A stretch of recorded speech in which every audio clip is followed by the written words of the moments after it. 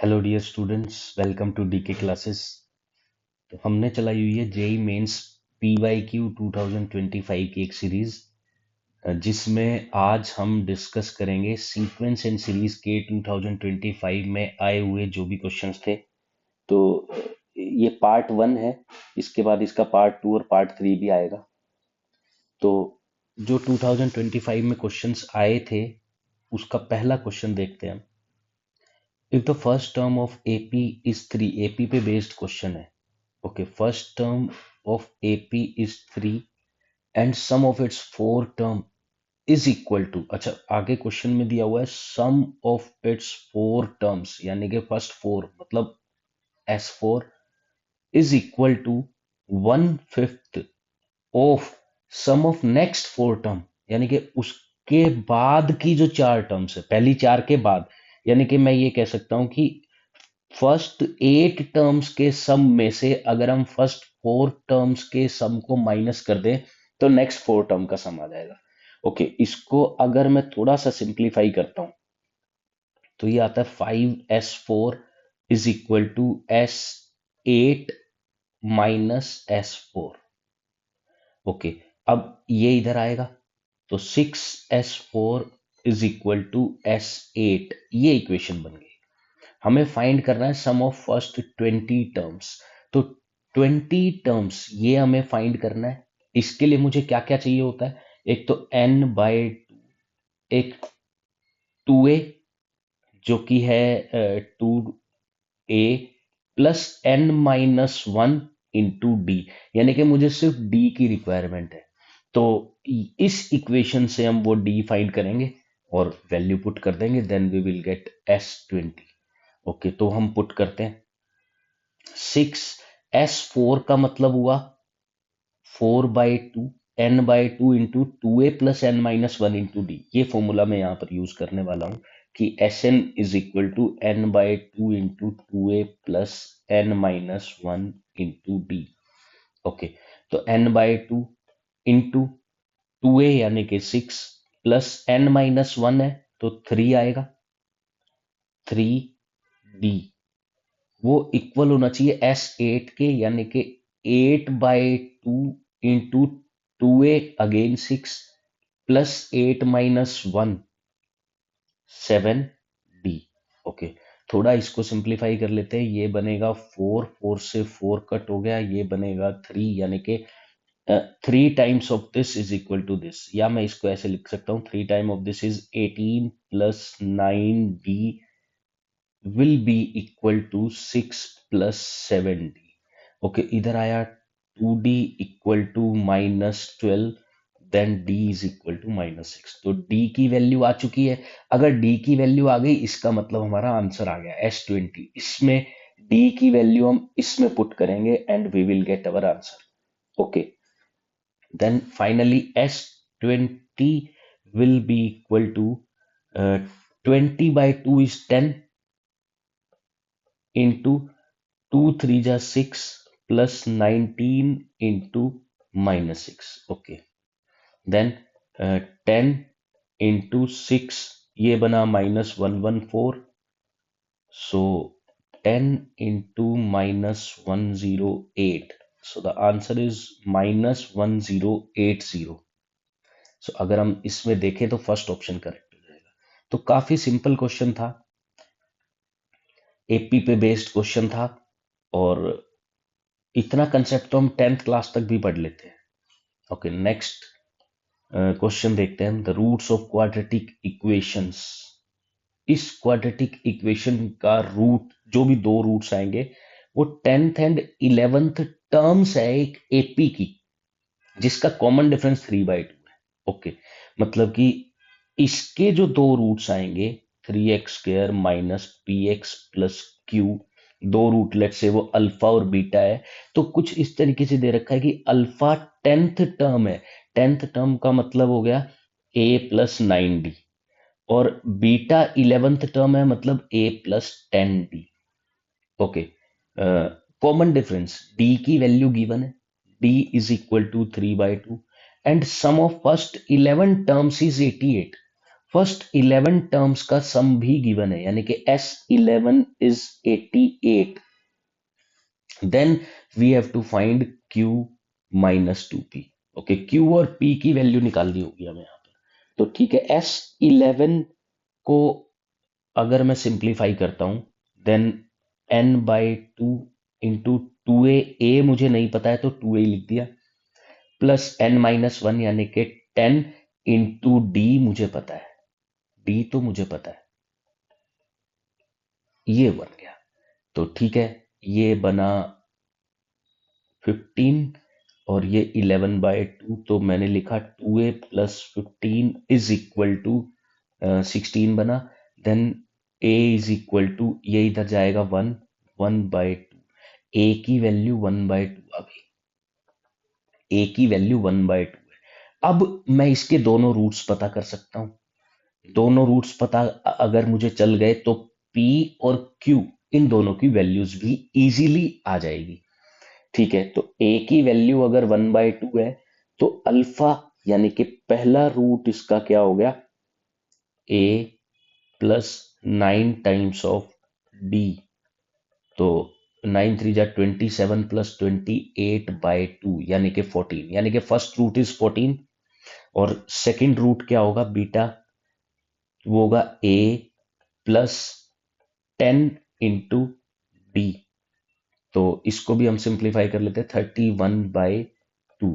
तो दोनों रूट्स आ चुके हैं, दोनों रूट्स आ चुके हैं और इक्वेशन हमारे पास है 3x² minus px plus Q. अब हमें p और q की वैल्यू निकालनी है, जो कि हम इजीली निकाल सकते हैं। कैसे? हम पहले यूज करते हैं sum of roots. Sum of roots, तो अगर मैं इन दोनों को ऐड करता हूं तो सम ऑफ रूट्स आएगा, वो आ गया 59/2, और इधर से सम ऑफ रूट का फॉर्मूला यूज किया तो -b/8 that is p/3। Okay, then p की वैल्यू यहां से 177/2, ये p की वैल्यू आ गई, p की वैल्यू आ चुकी है। ओके, अब हम प्रोडक्ट ऑफ रूट्स का यूज कर लेते हैं। प्रोडक्ट ऑफ रूट्स, अगर मैं इनको मल्टीप्लाई करता हूं तो 14 1 जा 14, 14 3 जा 42 प्लस 1 43/2। ओके, ये है किसके इक्वल, ये रही इक्वेशन q/3 के, q/3। ओके, 2 से इसको हम सिंप्लीफाई कर सकते हैं, 217 इंटू 3, तो q is equal to 217 into 3 यानी कि 651। ठीक है, 651, ये q की वैल्यू आ गई। अच्छा, हमें फाइंड क्या करना है, हम उस पर ध्यान देते हैं, q माइनस 2p। ठीक है, q is 651 minus 2p, p में 2 मल्टीप्लाई किया तो 177। सो हमारा आंसर होना चाहिए 4 और 7 and 4। 474 should be the correct answer, तो इसका आंसर होगा 474। तो q माइनस 2p की वैल्यू 474। ओके, थोड़ा क्वाड्रेटिक इक्वेशन इसमें मिक्स कर दिया, और बाकी तो एपी का ही कंसेप्ट था। नेक्स्ट क्वेश्चन हम देख लेते हैं। तो थर्ड क्वेश्चन, ये रहा थर्ड क्वेश्चन, देखते हैं। इसमें दिया हुआ है कि S40 1030 है, S12 57 है, S30 माइनस S10 निकालना है। तो ये भी इजी क्वेश्चन है, खाली सम का फॉर्मूला यूज हो रहा है, ए और डी निकाल के इसके अंदर पुट कर सकते हैं। ऐसे काफी क्वेश्चन आपने किए होंगे, तो चलिए सोल्व करते हैं इसको। S40 यानी कि n/2 into 2a plus n-1d, वो इक्वल है 1030। तो यहां से मैंने एक इक्वेशन बना ली, that is 2a plus 39d is equal to 103/2। Okay, ये इस 20 को बस इधर लेके गया हूं मैं। देन नेक्स्ट S1257 है, तो 12/2 into 2a plus 11d is equal to 57। Okay, अब ये 6 इधर डिवाइड में लेके जाता हूं, then I will get 2a plus 11d is equal to, इधर सिंप्लीफाई किया तो 19/2 बनेगा, क्योंकि 3 से ये कट हो गया, 19/2। ओके, अब सब्ट्रैक्ट कर देते हैं दोनों को, तो 2a कट हो गया, 39 minus 11 is 28, d is equal to, इधर से 19 गया तो 84/2 दैट इज 42। सो d की वैल्यू 42/28 या 3/2 आ गई। तो ये डिफरेंस आ गया, common difference d। Okay, d की वैल्यू एक किसी भी इक्वेशन में पुट किया और हम a फाइंड कर लेते हैं, तो d की वैल्यू इसमें पुट करते हैं, देन 2a प्लस 11 इंटू 3/2 यानी कि 33/2 is equal to 19/2। Okay, then 2a is equal to, इसको सिंप्लीफाई किया तो 14/2 that is 7 minus 7, then a is equal to -7/2। a की वैल्यू आ चुकी है। अब सिंपली हमें बस इसमें वैल्यू पुट करनी है और सिंप्लीफाई करना है। S30 minus S10। Okay, S30 minus S10। Okay, generally पहले सिंप्लीफाई करते हैं कि S30 is n/2 into 2a plus 30 minus 1 29d and minus 5 into 2a plus 10 minus 1 यानी कि 9। ओके, देन 5 कॉमन लिया जा सकता है और जो बचा हुआ 3 इधर मल्टीप्लाई कर दिया हमने, तो 3 2 जा 6 प्लस 29 3 जा 87d minus 2a minus 9d। Simplify किया तो फाइनली ये बना 5 into 4a plus 78d। Finally ये बना। अब इसमें हम वैल्यूज पुट कर देते हैं सिंपली, तो 5 into 4 times of a is -7/2, तो इसमें 4 मल्टीप्लाई किया तो -14 plus 78 into d is 3/2, d is 3/2, तो ये बना 39।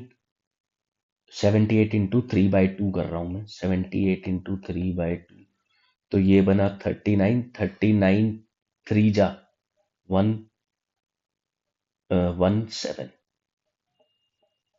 Okay, then we will get 5 into 103 that is 515। तो फाइनली 515 आ गया। इसके बाद तो खाली कैलकुलेशन सी थी और कुछ खास नहीं था, और वैसे भी इजी था ये क्वेश्चन। तो क्वेश्चन नंबर ऑप्शन नंबर 3 इसका करेक्ट आंसर हो जाएगा। ओके, नेक्स्ट क्वेश्चन देखते हैं हम। क्वेश्चन नंबर 4 फिर से एपी पे बेस्ड है, तो एपी काफी इंपॉर्टेंट है। इसमें पूरे सीक्वेंस सीरीज में एपी से सबसे ज्यादा क्वेश्चंस आते हैं। तो क्वेश्चन है कि consider AP of positive integers. अच्छा, ये जो लिखा हुआ है पॉजिटिव इंटीजर्स, ऐसी छोटी छोटी चीजों पर ध्यान देना होगा आपको, क्योंकि ये क्वेश्चन में काफी बड़ा रोल प्ले कर सकती हैं। तो हमने देख लिया कि पॉजिटिव इंटीजर्स की ही एपी है वो, तो उसमें कोई फ्रैक्शन नहीं आने वाला है और कोई नेगेटिव इंटीजर या नेगेटिव फ्रैक्शन भी नहीं आएगा। Sum of first 3 term is 54। First 3 term का सम 54 है। Okay, A plus D, A plus 2d, इनका सम 54 गिवन है। And sum of first 20 terms S20 lies between 1600 and 1800। Okay, तो इसका मतलब ये 1600 से ज्यादा होना चाहिए और 1800 से कम होना चाहिए। Then 11th term. ओके, ये हमारा क्वेश्चन है कि 11th टर्म क्या होगी। तो 11th टर्म के लिए हमें ए भी चाहिए और डी भी चाहिए। सिंपल ये है, तो पहले इसको सोल्व करते हैं। ये बना 3a plus 3d that is 54, then a plus d is 18। Okay, पहली इक्वेशन बस इतना ही हो पाएगा कि a प्लस डी 18 है। अब इसको सोल्व करना पड़ेगा हमें और इसका यूज करना पड़ेगा कि पॉजिटिव इंटीजर्स। ठीक है, मैंने सिंप्लीफाई किया। S20 इज 20/2, इसको मैं सिंप्लीफाई कर रहा हूं, 20/2 इंटू 2a प्लस n-1 यानी कि 19d। और अब ये 1800 से 1600 के इक्वल है। ओके, ये बना 10, तो 10 डिवाइड किया तो 160 से लेकर 2a प्लस 19d 180 तक है। ओके, देन 160, इसको इसमें से 2d मैंने अलग ले लिया। 2d अगर अलग लिया तो ये 17d बच गया। ऐसा क्यों किया? क्योंकि a प्लस डी मेरे पास ऑलरेडी है 18, वो मैं यहां पुट कर सकता हूं। ठीक है, तो a प्लस डी 18, 18 टू जा 36। अब ये 36 माइनस कर दिया सब में से, देन वी विल गेट 124 से लेकर 17d, और इसमें से भी 36 माइनस किया तो 144 बनेगा। ठीक है, अब 17 डिवाइड करना होगा मुझे। 17 डिवाइड अगर मैं करूंगा तो देखो, मुझे ये पता चल रहा है कि जो डिफरेंस है, अगर पॉजिटिव इंटीजर्स की बात हो रही है तो डिफरेंस भी पॉजिटिव इंटीजर ही होगा। और 124 से 144 के बीच में 17 का मल्टीपल हमें ढूंढना होगा ताकि वो इंटीजर बन सके। तो मैंने देखा कि 136 एक ऐसा नंबर है जो 17 से डिवाइड होता है। या आप ऐसा भी समझ सकते हैं कि अगर मैं ऐसा करूं कि d की वैल्यू लिखूं तो 124/17 से लेके 144/17 तक होगा। अब इसे अगर आप सिंप्लीफाई करेंगे तो 7 पॉइंट समथिंग मिलेगा से लेकर, और अगर आप इसे सिंप्लीफाई करते हैं तो you will get 8 point something. तो अब d को एक पॉजिटिव इंटीजर होना है जो कि 7 से 7 पॉइंट समथिंग से 8 पॉइंट समथिंग के बीच में, तो एक ही पॉजिटिव इंटीजर बचता है, दैट इज 8। तो इसका मतलब d की वैल्यू 8 है। और यहां से हमें पता है a प्लस डी 18 के इक्वल है। तो a प्लस डी अगर 18 है, a प्लस डी अगर 18 है और d 8 है, तो a हमारे पास आ गया 10, और हमें 11th टर्म चाहिए दो, जो कि होती है a plus 10d। a is 10 plus 10 times of d is 8, so 80 plus 10 is 90। तो इस तरीके से हम इसको सिंप्लीफाई करेंगे। फर्स्ट ऑप्शन इसका करेक्ट आंसर हो जाएगा। ठीक है, नेक्स्ट क्वेश्चन की तरफ हम बढ़ते हैं। Question number 5। क्वेश्चन में पूछा गया है कि the number of 3 digit numbers, 3 digit के हमें नंबर्स बताने हैं कितने हैं that are divisible by 2 and 3। 2 and 3 से डिविजिबल है, इसका मतलब 2 एंड 3 के एलसीएम से डिविजिबल है, यानी कि 6 से डिविजिबल होना चाहिए, but not divisible by 4 and 9। 4 और 9 से डिविजिबल नहीं होने चाहिए, तो इसका भी हमें एलसीएम लेना पड़ेगा। तो मैंने देखा इसका एलसीएम 36 आ रहा है, मतलब कि हमें ऐसे 3 डिजिट के नंबर्स बताने कितने होंगे जो 6 से डिविजिबल हो लेकिन 36 से डिविजिबल ना हो। 6 से डिविजिबल होने चाहिए लेकिन 36 से डिविजिबल नहीं होने चाहिए। ठीक है, तो मैंने क्या किया कि पहले मैंने देखा 3 डिजिट के टोटल नंबर्स कितने हैं। टोटल नंबर होते हैं 900, क्योंकि 3 डिजिट का सबसे बड़ा नंबर ये है, सबसे छोटा 100 है, तो उससे पहले के जो नंबर्स हैं वो माइनस किए, तो 900 टोटल 3 डिजिट के नंबर्स हैं। अगर मुझे चेक करना है 6 से डिविजिबल उनमें से कितने हैं, तो मैंने क्या किया, 900/6 किया, तो 6 से डिविजिबल नंबर्स हैं 150। और अगर मैं चेक करूं 36 से डिविजिबल नंबर्स कितने हो 900 में, तो मैंने डिवाइड किया 36 से, देन 9 से कट किया, देन 25। सो 25 नंबर्स ऐसे जो 36 से डिविजिबल है। तो 150 में से ये 36 के जो डिविजिबल है, जो मुझे नहीं चाहिए, वो माइनस कर दूंगा मैं। तो simply I will gate 125 minus 25, that is 120, sorry 150 minus 25, सो 125 इसका आंसर हो जाएगा। तो इजी क्वेश्चन था काफी। नेक्स्ट क्वेश्चन हम देखते हैं इसका, क्वेश्चन नंबर 6। क्वेश्चन नंबर 6 में क्या बोला गया है कि let T R be the rth term of AP. Okay, T R rth term दी हुई है, टी एम, तो पहली इंफॉर्मेशन ये है कि टी एम इज 1/25, T25। दूसरी इंफॉर्मेशन ये है कि जो 25th टर्म है यानी कि A plus 24D, that is 1/20। फिर थर्ड इंफॉर्मेशन गिवन है कि 20 टाइम्स ऑफ सम लेना है 1 से लेके 25 टर्म्स तक का। R इक्वल टू 1 to 25 है ना, इसका मतलब ये हुआ T1, T2, T3 up to T25, यानी कि मैं ऐसे लिख सकता हूं 20 टाइम्स ऑफ S25 13 के इक्वल है। ओके, ये तो थी इंफॉर्मेशन। अब क्वेश्चन में फाइंड क्या करना है?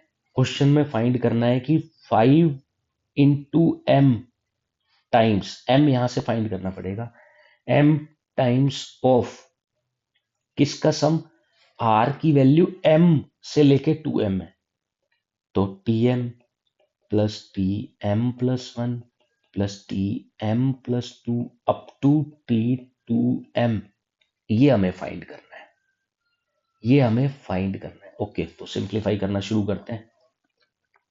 तो सबसे पहले किसको सोल्व किया जाए, इस वाले को, कि 20 टाइम्स ऑफ S25 मतलब n/2 इंटू, या तो a प्लस एल भी लगा सकते हो क्योंकि 25th टर्म हमें गिवन है, तो यही लगा देते हैं, a plus last term is 1/20 is equal to 13। ठीक है, थोड़ा सिंप्लीफाई करना पड़ेगा, पहले 2 से ही कट किया तो 10, तो a plus 1/20 is 13/250, then a is equal to 13/250 minus 1/20। Okay, simplify किया तो एलसीएम ले लिया यहाँ 500, then I will get 26 minus 25, that is 1/500। So a आ चुका है, a की वैल्यू ये होगी। अब हमें फाइंड करना है d, तो हम इसी का यूज करेंगे कि 25th टर्म 1/20 है, 25th टर्म है, तो a plus 24d is equal to 1/20, then 24d is equal to 1/20 minus 1/500। LCM फिर से लिया, LCM is 500, then 25 minus 1, so 24d is equal to 24/500, यानी कि d भी 1/500 आ चुका है, तो कॉमन डिफरेंस भी 1/500 है। ठीक है, तो कॉमन डिफरेंस आ गया और a आ गया। अब यहां से हमें m निकालना पड़ेगा, mth टर्म 1/25 दी हुई है, तो हम ऐसे करेंगे कि a plus m minus 1 into D is equal to 1/25। Okay, then a is 1/500 plus m minus 1 into d is also 1/500 is equal to 1/25। तो सबको 500 से मल्टीप्लाई किया, then I will get this, तो 1 से 1 कट कर दिया, so m is equal to 20। m की वैल्यू 20 आ गई। अब हम उस पार्ट पे आते हैं जो हमें फाइंड करना है, दैट इज दिस, जो हमें फाइंड करना है। तो इस पार्ट पे हम आते हैं,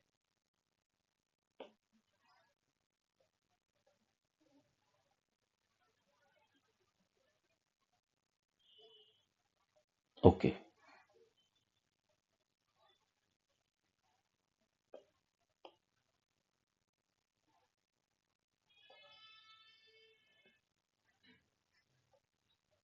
यहां लिखा मैंने ये पार्ट,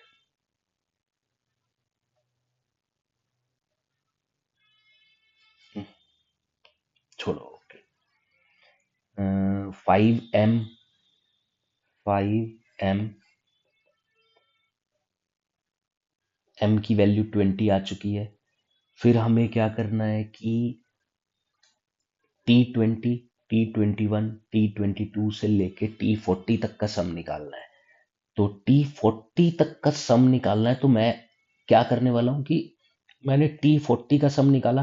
अब निकाल T40 यानी कि S40 ले लिया, 40 टर्म्स सारी की सारी लिखी मैंने, और उसमें से फर्स्ट 19 टर्म्स का सम मैं माइनस करने वाला हूं।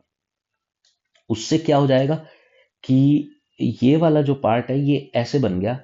अब 19 का माइनस किया तो T20 plus T21 plus up to T40 तक निकल आएगा।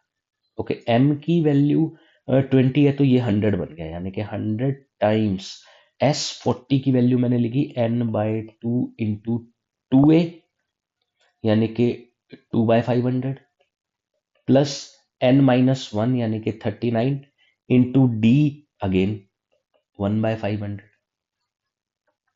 माइनस S19 होगा 19/2 इंटू 2a यानी कि 2/500 और प्लस n-1 यानी कि 18/500 n-1 इंटू d हो गया। ठीक है, उसके बाद थोड़ा और सिंप्लीफाई अगर हम करते हैं तो आंसर आ जाएगा। 1/500 हम कॉमन ले लेते हैं, तो ये है 2000, सॉरी ये 100 है, 1/500 और कॉमन लिया तो 1/5, ये 20 तो इसके साथ है ना। तो अब 20 2 जा 40 प्लस 500 में ले चुका हूं, इसको एक साथ ही लिखते हैं, दैट इज 2 प्लस 39 इज 41, 41 2 जा 82, ओके 820 बना इधर, माइनस इसको भी सिंप्लीफाई करते हैं, 500 तो हम कॉमन ले चुके हैं, 1/500, 18 प्लस 2 20, 20/2 10, माइनस 190 बना इधर। ओके, अब सिंप्लीफाई करते हैं, तो 0 इधर बना 3 और इधर बना 6, तो 63 2 जा 126, तो 126 इसका आंसर हो जाएगा। तो क्वेश्चन सिंपल ही था, बस थोड़ा समेशन वाला आपको पता होना चाहिए। सो 126 यानी कि सेकंड ऑप्शन इसका आंसर हो जाएगा। तो ठीक है स्टूडेंट्स, आज की क्लास में इतना ही। नेक्स्ट क्लास में हम बाकी के जो बचे हुए क्वेश्चंस हैं वो डिस्कस करेंगे। तो ठीक है, तब तक के लिए आप खुश रहें, हंसते रहें, मुस्कुराते रहें। जय हिंद, जय भारत।